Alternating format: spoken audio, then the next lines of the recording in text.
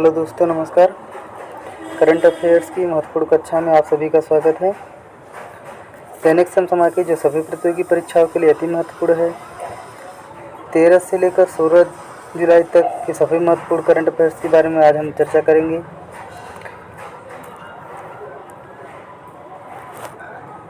पहला प्रश्न है, प्रतिवर्ष विश्व मलाला दिवस का आयोजन कब किया जाता है? तो प्रतिवर्ष विश्व मलाला दिवस का आयोजन 12 जुलाई को किया जाता है। 12 जुलाई 1997 से यह मनाया जा रहा है। मलाला यूसुफजई के जन्मदिवस पर यह मनाया जाता है। मलाला यूसुफजई पाकिस्तान की बच्ची हैं। मलाला इनको गोली मारकर हत्या कर दी गई थी इनकी। 2014 में शांति का नोबेल इनको मिला। कैलाश सत्यार्थी को बचपन बचाओ आंदोलन से संबंधित है। शांति का नोबेल ओस्लो में मिलता है। शांति का पहला पुरस्कार पाने वाली सबसे युवा महिला भी हैं। मलाला की पुस्तक we are displaced Nelson Mandela दक्षिण अफ्रीका के हैं। इनकी पुस्तक long walk to freedom. Pakistan के प्रधानमंत्री की बात करें तो पाकिस्तान के वर्तमान प्रधानमंत्री शहबाज शरीफ हैं। अगला प्रश्न है, 12 जुलाई 2022 को प्रधानमंत्री नरेंद्र मोदी ने किस राज्य में स्थित देवघर अंतर्राष्ट्रीय हवाई अड्डा का उद्घाटन किया है? तो देवघर अंतर्राष्ट्रीय हवाई अड्डे का उद्घाटन झारखंड राज्य से किया गया। इसमें प्रधानमंत्री श्री नरेंद्र मोदी ने इसका उद्घाटन किया। ये बाबा बैद्यनाथ धाम से संबंधित है, जिसमें 12 ज्योतिर्लिंग भी शामिल हैं।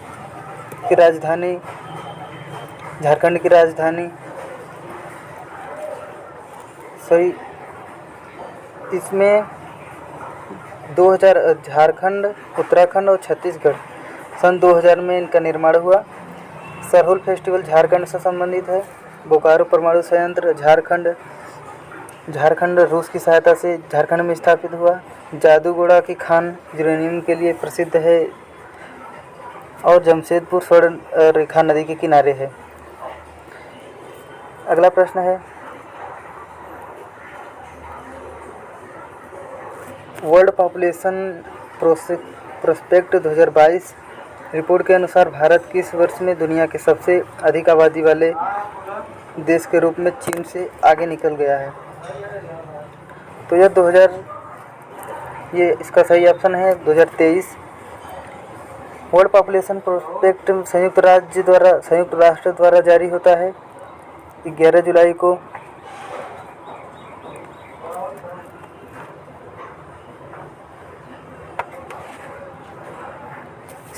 इसका 27वां संस्करण 11 जुलाई को मनाया गया।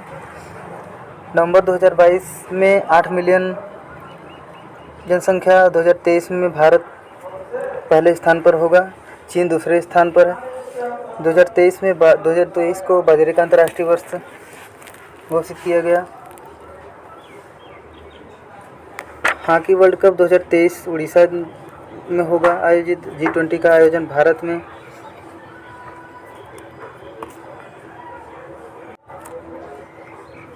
G20 का आयोजन भारत में होगा।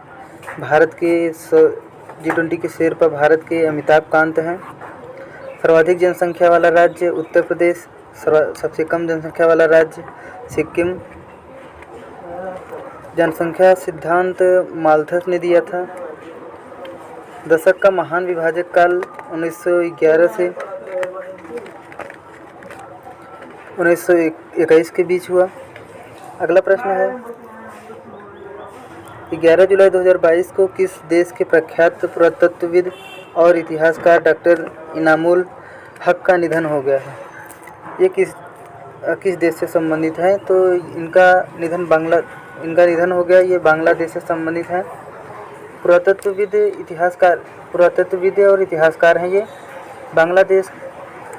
बांग्लादेश राष्ट्रीय संग्रहालय के पूर्व महानिदेशक भी हैं। इनको टेराकोटा और मूर्तिकला में पद्मश्री मिला। कृष्ण कुमार कुनाथ, इनका भी निधन हो गया। बिन जायद अल नहयान 73 वर्ष की उम्र में इनका निधन हो गया। भजन सोपारी का निधन हो गया, जो संतूर वादक हैं। लियोनिद कावनूथ का निधन हो गया, यूक्रेन के पहले राष्ट्रपति लियोनिद क्रावचुक। अगला प्रश्न है,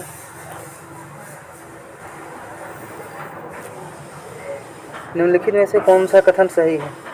तो इसमें निम्नलिखित में से कौन सा कथन सही है? तो पहले ये प्रसार भारती 11 जुलाई 2022 को प्रसार भारती का नया लोगो का अनावरण किया गया, ये सही है।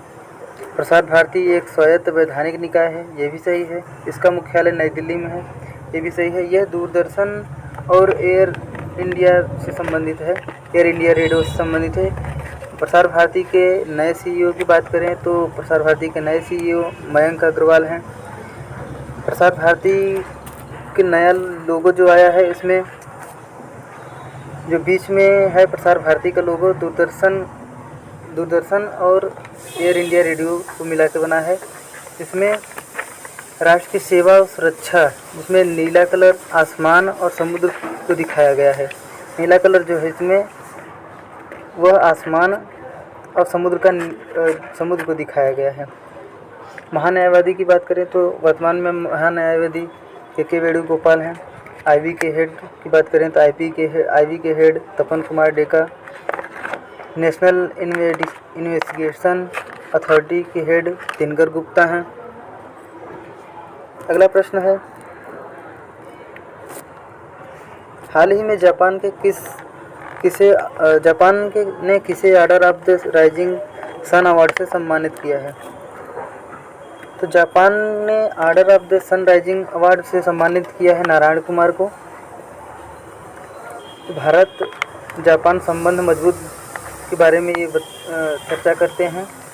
यह अवार्ड जापान देता है। जापान में सबसे बड़ा द्वीप होन्शु द्वीप है। जापान के PM फूमियो किशिदो। जापान क्वाड में शामिल है। क्वाड में कितने देश शामिल हैं? तो क्वाड में 4 देश शामिल हैं, जैसे भारत, जापान, USA और ऑस्ट्रेलिया।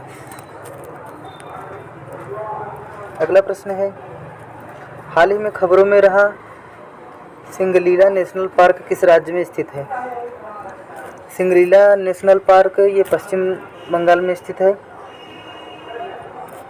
दार्जिलिंग इसमें रेड पांडा से संबंधित है। इसमें रेड पांडा अधिक पाए जाते हैं। 5 वर्ष में 20 रेड पांडा को स्थानांतरण किया गया है। सिक्किम का राजकीय पशु भी है रेड पांडा। शांत घाटी नेशनल पार्क केरल में स्थित है।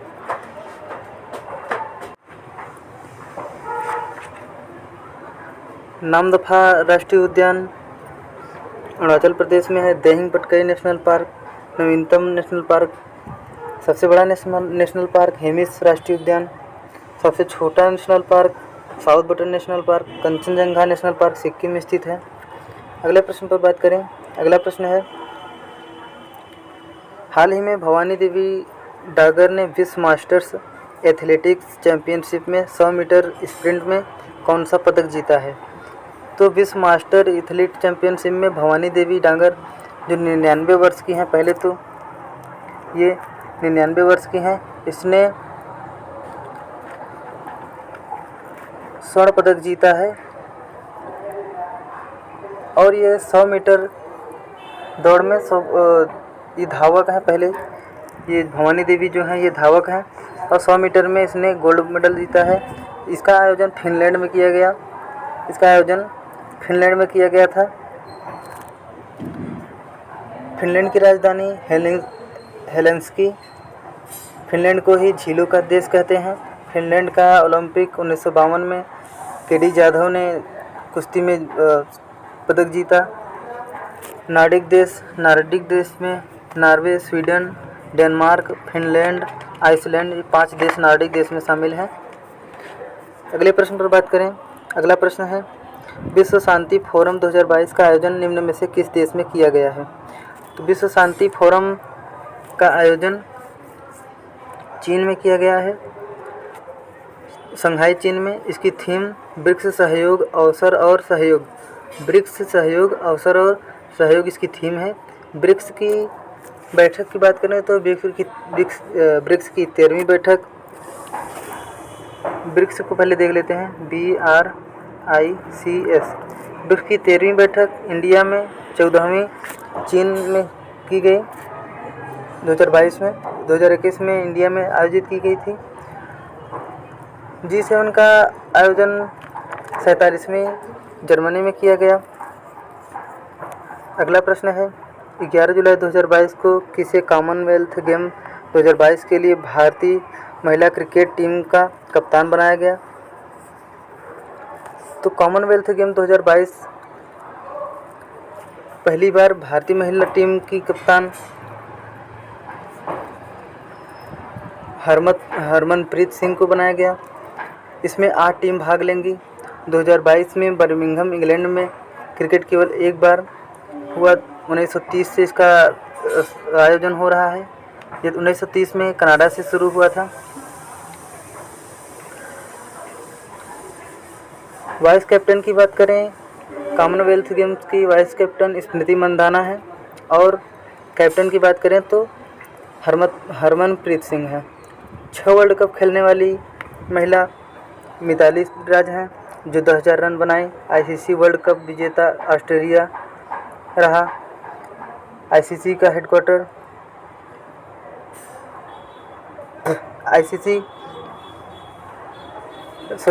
ट्विटर के CEO की बात करें तो ट्विटर के CEO पराग अग्रवाल हैं। इसमें हरमनप्रीत सिंह कप्तान हैं। हालात चाहे जैसे भी हो, धड़कनों में नशा जीत का होना चाहिए।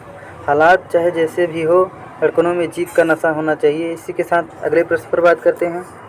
अगला प्रश्न है, निम्नलिखित में से कौन सा कथन सही है? सही कथन आपको बताना है। सही कथन, केंद्र सरकार 75वें स्वतंत्रता दिवस के अवसर पर हर घर तिरंगा अभियान शुरू करेगी। ये भी बात सही है। और यह अभियान संस्कृति मंत्रालय द्वारा शुरू किया गया। ये भी सही है। इसका उद्देश्य लोगों में देशभक्ति की भावना को जागृत करने के लिए तिरंगे के प्रति जागरूकता लाना है। यही भी सही है। तो सभी ऑप्शन कट गए, तो हमारा उपयुक्त सभी ये सही है। ध्वज आचार संहिता की बात करें तो ध्वज आचार संहिता सन 2002 से आया। खादी से बना सबसे बड़ा तिरंगा जैसलमेर में फहराया गया। राष्ट्रीय ध्वज को अपनाया गया है 22 जुलाई 1947 को। टेम्पल 360 पोर्टल की बात करें तो संस्कृति मंत्रालय द्वारा लाया गया। अमृत क्रांति की बात करें तो नदी जोड़ो परियोजना अटल बिहारी वाजपेयी ये अमृत क्रांति लाए। अमृत सरोवर रामपुर उत्तर प्रदेश से संबंधित है। अगला प्रश्न है, 12 जुलाई 2022 को कौन सा राज्य नई शिक्षा नीति लागू करने वाला पहला राज्य बना है? तो उत्तराखंड में नई शिक्षा नीति अभी लागू हुई है हाल ही में। नई शिक्षा नीति की बात करें तो यह 1986 के बाद 1986 के बाद ये 34 वर्ष के बाद आई है। इसके यह कौन सी समिति? तो कस्तूरी रंगन समिति के द्वारा इसका निर्माण हुआ। इसमें इसे प्री प्राइमरी लेवल आंगनबाड़ी से संबंधित जिसे बाल वाटिका कहते हैं, उत्तराखंड में शुरू हुई है। उत्तराखंड के CM की बात करें तो पुष्कर धामी। अब नई शिक्षा नीति, पहले इसका ढांचा था 10+2 का, अब 10+2 के ढांचे से बदलकर अब इसका ढांचा हो गया है 5+3+3+4। ये नया बदला हुआ है। और इसमें नई शिक्षा नीति में मातृभाषा को भी बढ़ावा देना है। बात करें शिक्षा का अधिकार तो शिक्षा का अधिकार अनुच्छेद 21A में बताया गया है। और इसका संशोधन 86वां संशोधन 2002 के द्वारा लाया गया। मूल संविधान में यह राज्य सूची में था। शिक्षा का अधिकार जो था मूल संविधान में राज्य सूची में था, लेकिन 46वां संविधान संशोधन के द्वारा इसे समवर्ती सूची में जोड़ा गया है। UK के युवा महिला स्पीकर की बात करें तो रितु खांडेरी। महाराष्ट्र के स्पीकर की बात करें तो राहुल नार्वेकर। CBSE के हेड निधि छिब्बर। NCERT के दिनेश प्रसाद सकलानी। JNU की पहली महिला अध्यक्ष की बात करें तो शांति श्री धूलीपुड़ी। UGC के जगदीश कुमार। सेबी की पहले महिला अध्यक्ष माधवीपुरी बुच। अगला प्रश्न है 12 जुलाई 2022 को केंद्रीय कपड़ा मंत्री पीयूष गोयल ने कहां पर राष्ट्रीय फैशन प्रौद्योगिकी संस्थान NIFT का उद्घाटन किया है? तो राष्ट्रीय फैशन प्रौद्योगिकी संस्थान का उद्घाटन पंचकुला हरियाणा से किया गया। भारत 17वें स्थान पर जीएसटी संग्रहालय पणजी गोवा में, पणजी नदी के किनारे। हरियाणा के सीएम की बात करें तो हरियाणा के सीएम मनोहर लाल खट्टर। खेलो India youth games Panchkula Haryana से, इसका शुभारंभ धाकड़। नेशनल डेयरी रिसर्च इंस्टीट्यूट की बात करें तो national dairy research institute Karnal Haryana. और इसमें जो पहली क्लोन निर्मित की गई थी वो भैंस की क्लोन थी जिसका नाम था गरिमा। ई अधिगम की बात करें तो हरियाणा से संबंधित है, जो टैबलेट से संबंधित है। तंबाकू राजमुंदरी से, चावल कटक, आलू शिमला से संबंधित है। अगला प्रश्न है I2U2 के संदर्भ में कौन सा कथन सही नहीं है? तो 14 जुलाई 2022 को इसका दूसरा शिखर सम्मेलन, ये दूसरा नहीं था, इसका पहला शिखर सम्मेलन था, तो इसका यही ऑप्शन सही नहीं है। I2U2 भारत, इजराइल, यूएसए और UAE का एक नया समूह है, ये सही है। इसे वेस्ट एशियन क्वाड भी कहा जाता है, इसे वेस्ट इंडियन क्वाड भी कहा जाता है। इसका गठन अक्टूबर 2021 में किया गया, तो इसका गठन अक्टूबर 2021 में किया गया, तो सभी ऑप्शन कट गए। इसमें इसका दूसरा नहीं है, ये पहला, इसका फर्स्ट शिखर सम्मेलन 14 जुलाई 2022 को आयोजित किया जाएगा। अगला प्रश्न है चर्चा में रहा कागज आयात निगरानी प्रणाली PIMS कब से प्रभावी होगा? कागज आयात निगरानी प्रणाली यह 1 अक्टूबर 2022 से प्रभावी होगा। कागज मुक्त करना अनिवार्य पंजीकरण के साथ मुफ्त कागज 75 दिन तक ये वैलिड रहेगा। यह कागज निगरानी प्रणाली है जो ये currency paper, cheque paper, note printing पर यह कार्य करेगा। वडिका की स्थापना की बात करें तो वडिका की स्थापना मैसूर कर्नाटक में होगी। यह स्याही नोट प्रिंटिंग से संबंधित है, जो नोट की प्रिंटिंग होती है उसकी स्याही वडिका से बन रही है। अगला प्रश्न है 11 जुलाई 2022 को किस टेलीस्कोप ने ब्रह्मांड की पहली रंगीन छवि जारी की? तो ब्रह्मांड की पहली रंगीन छवि नासा की यूरोप एजेंसी, नासा की एक एजेंसी है। इसमें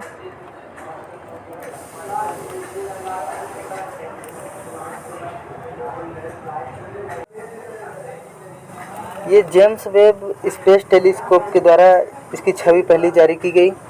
यह नासा के द्वारा जारी की गई।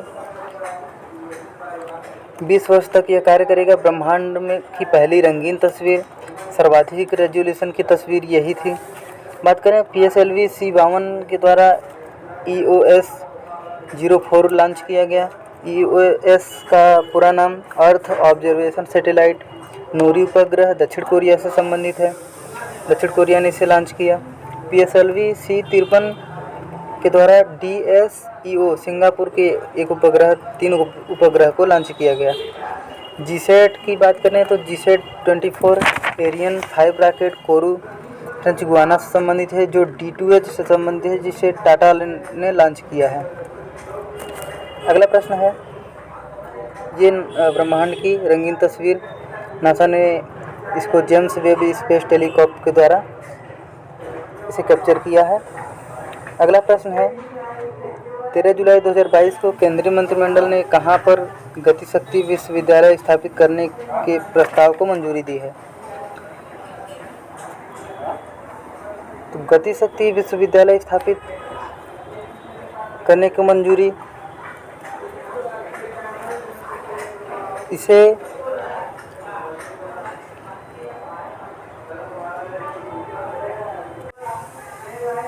यह बड़ोदरा में स्थापित की जाएगी। इस बड़ोदरा में स्थापित करने को मंजूरी दी है।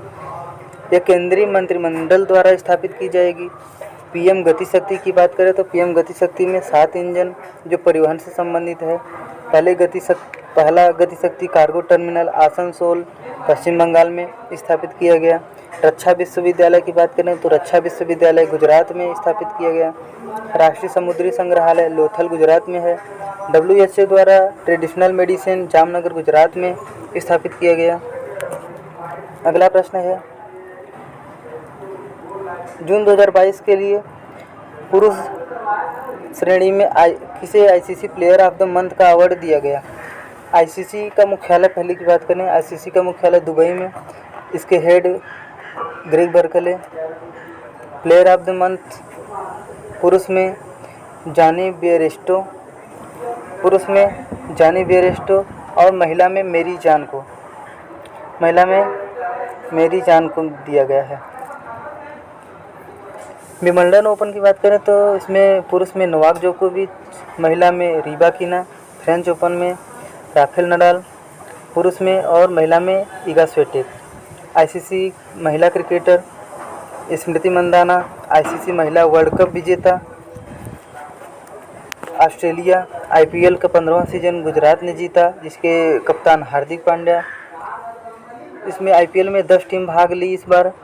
नवीन में 2 टीम जैसे लखनऊ और गुजरात 2 टीम नवीन भाग ली हैं इस बार। रणजी ट्रॉफी की बात करें तो मध्य प्रदेश इसका विजेता रहा और 41 बार मुंबई विजेता को हराकर मध्य प्रदेश विजेता हुआ। अगला प्रश्न है, हाल ही में कौन सा देश नाटो के तकनीकी सहयोग कार्यक्रम MPI में शामिल हुआ है। नाटो के तकनीकी सहयोग कार्यक्रम MPI में शामिल होने वाला देश ब्रुसेल्स बेल्जियम है। इसमें शामिल होने वाला नाटो में शामिल होने वाला देश यूक्रेन है। नाटो का full form North Atlantic Treaty Organisation. 14 अप्रैल 1949 को इसकी स्थापना, जिसमें भारत शामिल नहीं है। नाटो में कुल 30 देश शामिल हैं।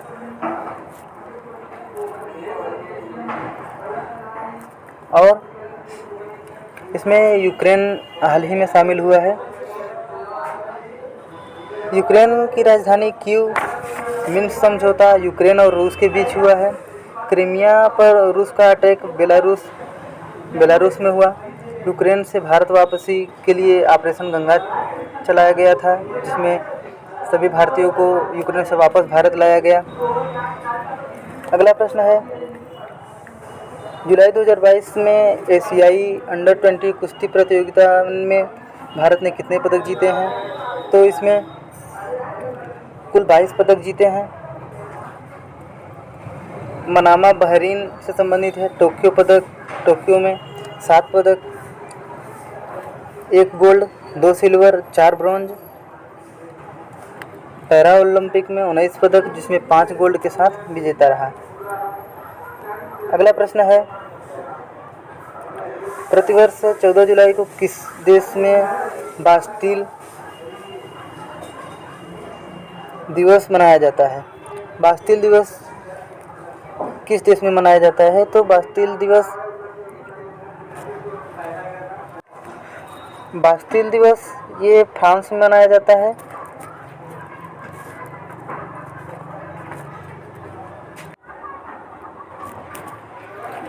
ये फ्रांस में आयोजित किया जाता है। फ्रांस की जनता अत्याचार का विरोध की, जिसमें फ्रांस की क्रांति जिसे कहते हैं, इसमें जनता ने आतंकवाद को या अत्याचार को पूरे जड़ से ख़त्म कर दिया। 14 जुलाई 1789 को फ्रांस की जनता ने एक परेड की।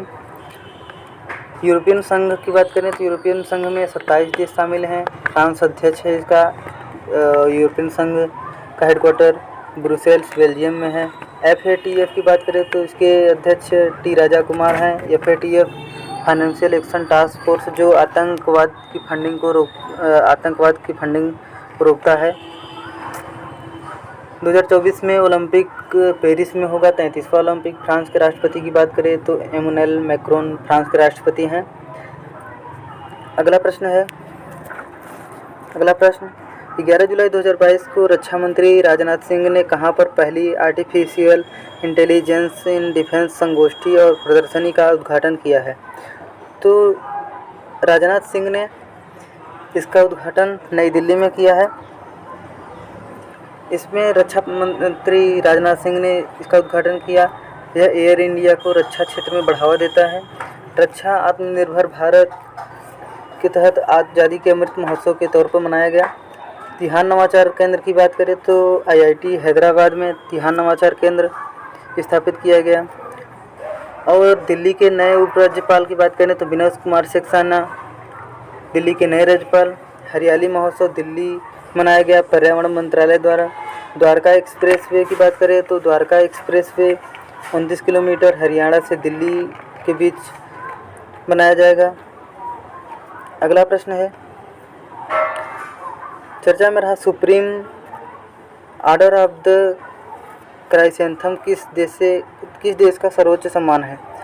तो ऑर्डर ऑफ द क्राइसेंथम ये जापान का सर्वोच्च सम्मान है। जापान के पूर्व CM शिंजो अबे को गोली मारकर इनकी हत्या कर दी गई। इनका सर्वाधिक लंबा कार्यकाल रहा था। 2021 में इन्हें पद्म विभूषण दिया गया। 2022 में इन्हें नेताजी अवार्ड से सम्मानित किया गया। शिंजो अबे ही बुलेट ट्रेन लाने वाले भारत में। हिलाल पाकिस्तान का दूसरा सर्वोच्च सम्मान जो बिल गेट्स को प्रदान किया गया। पहला निशान है Pakistan. Legion the Honour award France का अवार्ड है जो लता मंगेशकर को दिया गया। लता मंगेशकर का निधन जो हाल ही में हुआ है। 2001 में इन्हें भारत रत्न मिला था लता मंगेशकर को। अगला प्रश्न है, हाल ही में किस राज्य सरकार ने अर्न विद लर्न योजना शुरू की है? अर्न विद लर्न योजना ये त्रिपुरा सरकार ने शुरू की। त्रिपुरा सरकार ने ये शुरू की। कोविड-19 के दौरान जैसे स्कूल से बच्चे ड्रॉप आउट हो रहे थे, ड्रॉप आउट को रोकने के लिए स्वयंसेवी संस्था चलाई गई, जिसमें विद्यालय चलो अभियान के तहत स्वयंसेवी को 500 रुपये का अनुदान दिया गया। स्कूल चलो अभियान की बात करें तो स्कूल चलो अभियान श्रावस्ती उत्तर प्रदेश से लॉन्च किया गया। महाराजा वीर विक्रम सिंह टर्मिनल त्रिपुरा अगरतला में है। इसके CM की बात करें त्रिपुरा के तो त्रिपुरा के CM मानिक शाह हैं। खारची महोत्सव त्रिपुरा से संबंधित है। कोकबरोक त्रिपुरा की मूल भाषा है। अगला प्रश्न, टाइम पत्रिका ने वर्ष 2022 में विश्व के सबसे सर्वश्रेष्ठ स्थानों की सूची में किन 2 भारतीय शहरों को शामिल किया है? तो इसमें सर्वश्रेष्ठ शहर की सूची में भारत के 2 शहर, एक केरल और एक अहमदाबाद। केरल और अहमदाबाद को सर्वश्रेष्ठ शहर की सूची में शामिल किया गया। अहमदाबाद यूनेस्को वर्ल्ड हेरिटेज में शामिल होने वाला पहला शहर है। केरल इको टूरिज्म हॉटस्पॉट से संबंधित है। केरल साइलेंट वैली केरल में स्थापित है। 40 विश्व धरोहर हैं।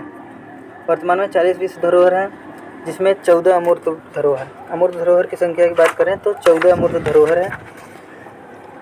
और नवीनतम अमूर्त धरोहर की बात करें तो नवीनतम अमूर्त धरोहर दुर्गा पूजा पश्चिम बंगाल का है। जयपुर शहर को 2019 में विश्व धरोहर में शामिल किया गया। अगला प्रश्न है, भारत का पहला क्वाड्रिवेलेंट ह्यूमन पैपिलोमा वायरस किसके द्वारा विकसित किया गया है? ये वायरस सीरम इंस्टीट्यूट इंडिया द्वारा सीरम इंस्टीट्यूट पुणे द्वारा इसे विकसित किया गया। यह गर्भाशय कैंसर से संबंधित वायरस है। इसकी जैसे पहली वैक्सीन की बात करें तो चेचक का पहली वैक्सीन आया, जिसके खोजकर्ता एडवर्ड जेनर, जो भारत चेचक से मुक्त हो चुका है। मिशन इंद्रधनुष की बात करें तो 25 दिसंबर 2014 से स्टार्ट हुआ। मिशन इंद्रधनुष वैक्सीनेशन से संबंधित है। कोविशील्ड की बात करें तो कोविशील्ड सीरम इंस्टीट्यूट पुणे के द्वारा लाया गया, और कोवैक्सीन की बात करें तो भारत बायोटेक के द्वारा कोवैक्सीन लाया गया है। अगला प्रश्न क्या है?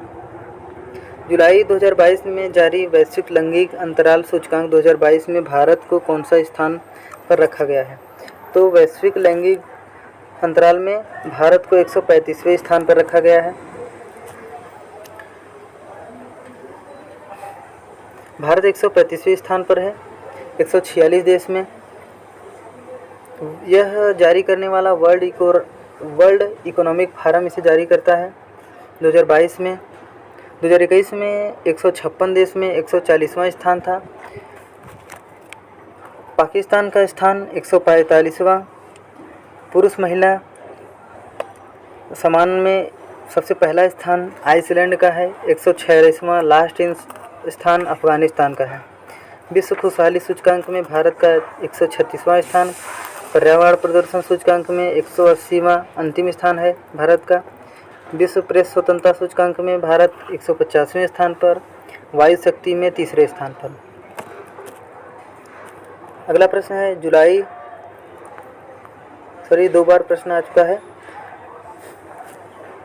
अगला प्रश्न है 16 जुलाई से 14 अगस्त 2022 तक किसके द्वारा 22वां भारत रंग महोत्सव 2022 का आयोजन किया जाएगा? तो भारत रंग महोत्सव का आयोजन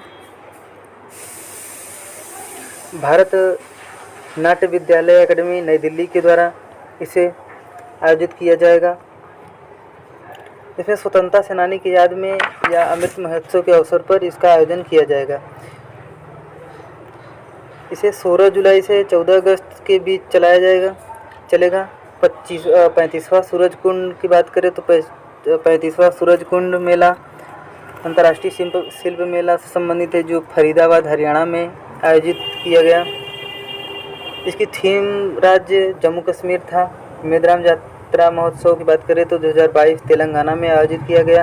कंचोथ महोत्सव जम्मू कश्मीर का करवा चौथ है। स्फूर्ति क्लस्टर लद्दाख से संबंधित है। अगला प्रश्न है भारत का पहला कार्बन न्यूट्रल हवाई अड्डा कौन सा होगा? तो भारत का न्यूट्रल हवाई अड्डा की बात करें तो भारत का न्यूट्रल हवाई अड्डा लेह हवाई अड्डा को भारत का कार्बन न्यूट्रल हवाई अड्डा घोषित किया गया है। इसमें हीटिंग प्लस कूलिंग से संबंधित जिसे सौर ऊर्जा के द्वारा संचालित किया जाएगा। इसमें जियोथर्मल ऊर्जा, लोसार महोत्सव लद्दाख से संबंधित है। लोसांग सिक्किम का है। भारत का सबसे बड़ा राष्ट्रीय उद्यान हेमिस राष्ट्रीय उद्यान, साउथ बटन अंडमान निकोबार का। Jim Corbett National Park, Ramganga National Park, इसका नया नाम देहंग पटकई नेशनल पार्क असम से संबंधित है। असम का नवीन National Park Dehing Patkai National Park. अगला प्रश्न है प्रतिवर्ष युवा कौशल दिवस कब मनाया जाता है? तो प्रतिवर्ष युवा कौशल दिवस 15 जुलाई को मनाया जाता है। इसका प्रस्ताव यूएन महासभा द्वारा दिया गया। यूएन महासभा का दूसरा नाम विश्व की लघु संसद यूएन महासभा को कहते हैं। इसका नेतृत्व श्रीलंका के द्वारा किया गया। वर्तमान में जो हेड भी है, यह स्किल डेवलपमेंट से संबंधित है, जिसमें बेरोजगारी को कम करना और आजीविका को बढ़ोतरी करना है। तेजस योजना अनुराग ठाकुर के द्वारा स्टार्ट की गई। अगला प्रश्न है हाल ही में उपभोक्ता अधिकारों के बारे में जागरूकता पैदा करने के लिए कौन सा शुभंकर लॉन्च किया गया है? तो उपभोक्ता अधिकारों के बारे में जागरूकता पैदा करने के लिए जागृति पोर्टल लॉन्च किया गया। जागृति नाम का शुभंकर लॉन्च किया गया है।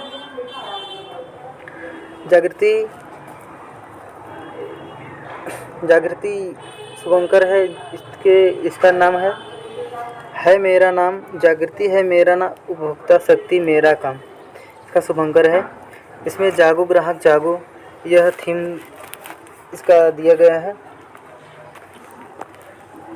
विश्व उपभोक्ता दिवस की बात करें तो विश्व उपभोक्ता दिवस 15 मार्च को मनाया जाता है और इसमें उपभोक्ता शिकायतों के लिए एक टोल फ्री नंबर भी जारी किया गया है 1915 जो टोल फ्री नंबर जारी किया गया है इसमें उपभोक्ता संबंधित शिकायतों को दर्ज करने के लिए। अगला प्रश्न है 15 जुलाई 2022 को जारी राष्ट्रीय संस्थागत रैंकिंग फ्रेमवर्क 2022 रैंकिंग NIRF में ओवरऑल श्रेणी में शीर्ष पर कौन है? तो ये शीर्ष पर IIT मद्रास है। यह शिक्षा मंत्रालय से संबंधित है। वर्तमान में शिक्षा मंत्री धर्मेंद्र प्रधान। 2015 में MHRD का नाम बदलकर शिक्षा मंत्रालय कर दिया गया था। परम गंगा सुपर कंप्यूटर की बात करें तो IIT रुड़की ने इसे बनाया है। परम शक्ति IIT Kharagpur.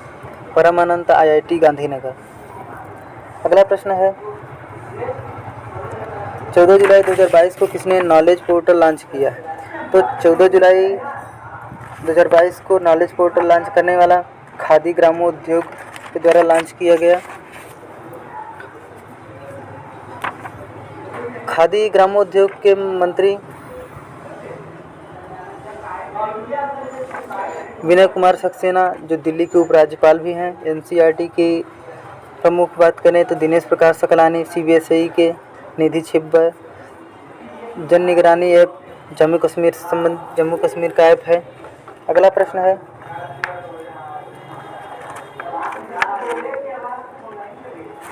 Time out 2022 index के अनुसार कौन सा शहर दुनिया का सर्वश्रेष्ठ शहर है? यह दुनिया का सबसे सर्वश्रेष्ठ शहर एडिनबर्ग है। भारत टॉप 10 में भी शामिल नहीं है। मॉन्ट्रियल शहर कनाडा से संबंधित है। 16 सितंबर को मॉन्ट्रियल प्रोटोकॉल का आयोजन किया जाता है। COP 26 की बात करें तो COP 26 का आयोजन ग्लासगो में किया गया और COP 27 मिस्र इजिप्ट में किया जाएगा। COP 1 की बात करें तो पहला कॉन्फ्रेंस ऑफ पार्टी 1995 में बर्लिन में आयोजित किया गया था। मिशिगन झील के किनारे शिकागो शहर स्थित है। 14वें स्थान पर मुंबई जबकि 20वें स्थान पर दिल्ली है। अगला प्रश्न 14 जुलाई 2022 को श्रम और रोजगार मंत्री ने किसकी अध्यक्षता में आयोजित ब्रिक्स श्रम और रोजगार मंत्रियों की बैठक में भाग लिया है? तो ये इसमें चीन के मंत्रियों की बैठक में भाग लिया है। ब्रिक्स की बात करें इसकी संकल्पना जिम ओनेल ने दिया था 2009 में। इसकी बैठक जोहान्सबर्ग में आयोजित की गई। 2010 में दक्षिण अफ्रीका में, 2021 में भारत में 13वां था, जबकि 2022 में 14वां बैठक चीन में आयोजित किया गया। श्रम मंत्री की बात करें तो श्रम मंत्री वर्तमान में भूपेंद्र यादव हैं। अगला प्रश्न है हाल ही में पद्मश्री विजेता अवध कौशल का निधन हो गया है। वे क्या थे? तो ये पहले तो सामाजिक कार्यकर्ता थे अवध कौशल। ये मानवाधिकार और पर्यावरण संरक्षण से संबंधित इनका कार्य था। इन्हें पद्मश्री भी मिला है। भजन सुपारी का संबंध संतूर वादक से था। अगला प्रश्न है 15 जुलाई 2022 को प्रधानमंत्री नरेंद्र मोदी किस राज्य बुंदेलखंड एक्सप्रेसवे का उद्घाटन करेंगे? किस राज्य से बुंदेलखंड एक्सप्रेसवे का उद्घाटन करेंगे? तो 15 जुलाई को ये उत्तर प्रदेश से बुंदेलखंड एक्सप्रेसवे का आयोजन किए हैं। बुंदेलखंड एक्सप्रेसवे की बात करें तो यह चित्रकूट से इटावा तक जाएगा, जो 14 लेन का होगा, जिसकी लंबाई कुल 296 किलोमीटर है। यह जालौन से शुभारंभ इसका किया जाएगा।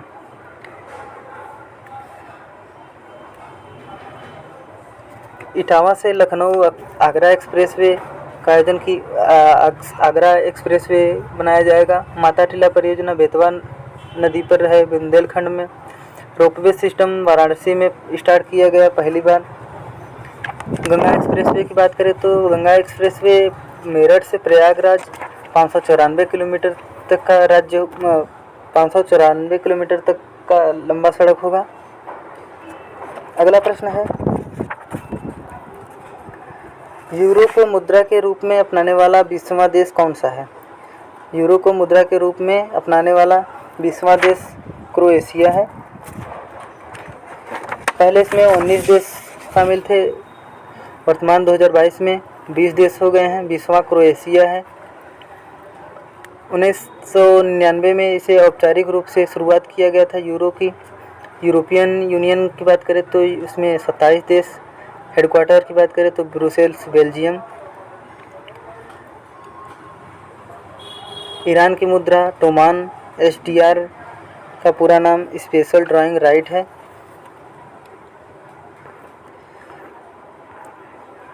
अगला प्रश्न है और आज का अंतिम प्रश्न,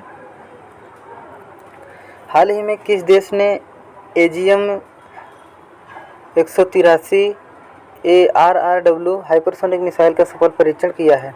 तो इसका सफल